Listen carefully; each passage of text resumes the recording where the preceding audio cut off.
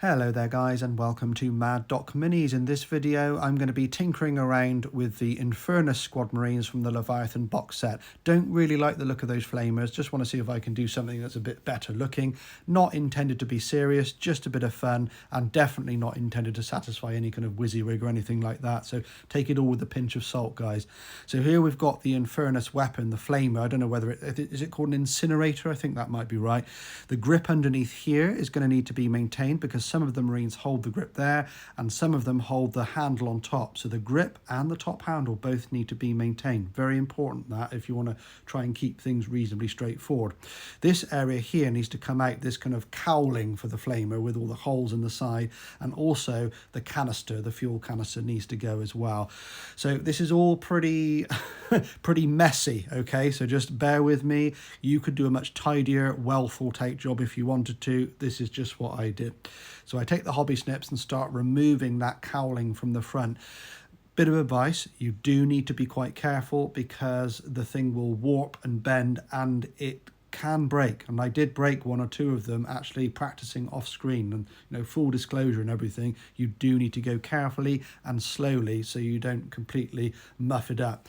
As it happens, I don't really like these miniatures anyway, so I was happy to sacrifice a couple to the conversion gods, So yeah, I just kind of snip away carefully bit by bit at that cowling until we've got a nice kind of squared off kind of area there, and I do come in and tidy that up with a sharp blade afterwards.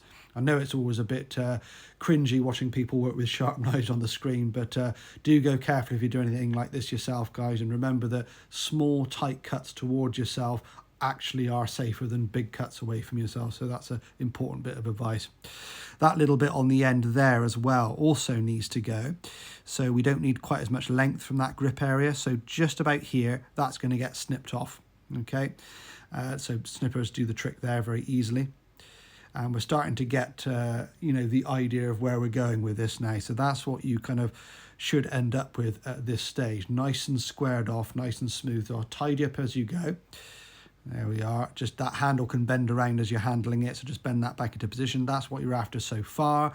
The fuel canister also needs to go. Once again, I did quite a messy hack job on this. You could do something a lot better if you wanted to, I'm sure, but I just kind of hacked it off with the hobby snips and then tied it up afterwards with a blade. You also need to create a square hollow where that canister was, and that's going to house the magazine, the kind of box magazine for the weapon that we're going to replace this with, which is actually going to be a rotor cannon from the Horus Heresy range. So here, yeah, that big chunk, that needs to all come out. So go slowly, go carefully. Once again, this is quite delicate, and if you're not careful, you can actually lose the grip. The grip can just like break off and fly off, so you do need to go careful, guys. I know I'm nagging, I'm just being honest with you that it's probably not the easiest of the conversions that I've done on here, especially with my way of doing things, which is a bit, slapdash, isn't it? Okay, so we're just hollowing out that area. You're after a rough kind of square area here. You go really careful. You can see here that you can easily chop through something you don't want to chop through. You need to go back and forth and measure. Once you get used to what you're doing with this, like measure the size of the kind of ammo magazine. But to keep things simple, I'm going to come to that in a minute anyway, so don't worry. I'm going to kind of show you what we do with the gun. So here we've got the rotor cannon and the magazine parts. I'm doing a little quick dry run there to show you where the magazine's going to go, all right? But we're not going to do that quite yet. Here I'm just making it a little bit bigger because I realise it's a little bit of a snug fit. All right, so lots of back and forth checking the size of things. So we're going to actually cut the barrels off the rotor cannon about here. Okay, and you might want to smooth the back end off a little bit with a sharp knife afterwards, especially if you're using hobby snips, because it'll pinch in a little bit otherwise.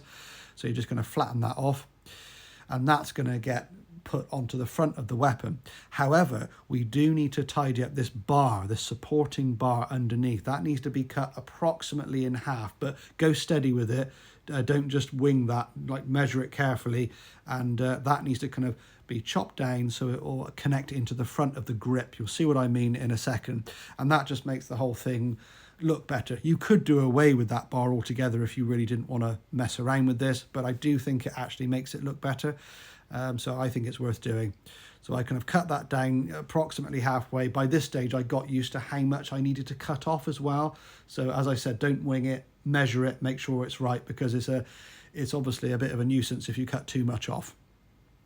And there we are, just tidying along the way with the sharp knife as we go. So here, that's the kind of thing you're after. You want the barrel to kind of slot into where that cowling was, and the bar to kind of pop onto the front end of the grip there. There we are. So we're looking good. That's been glued in place.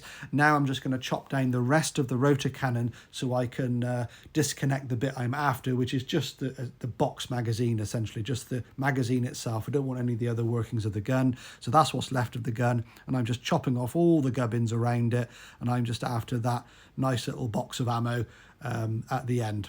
So we want it quite small and as narrow as we can make it as well. That's quite important. So trim down the sides as much as you can. Remember, you'll need to glue on the front end, the bit with the kind of ammunition on show. You need to kind of put that on the front as well. So I'm going to glue that on now. And I'm just going to tidy that up with a sharp blade again. But lots of back and forth, just checking and rechecking, just so you can get a nice, a snug fit. But yeah, it needs to be definitely as narrow as you can make it, like, you know, reasonably speaking. There we are, a little bit of a dry run there, and we're looking quite good. Okay, so that's just going to get glued in underneath like so. You can see that top handle was liable to bowing and bending, so you might need to just bend that back into position if you accidentally press down too heavily on it. It does happen because you're trying to kind of manipulate something quite small. And let's face it, I'm not exactly careful with my conversions, am I?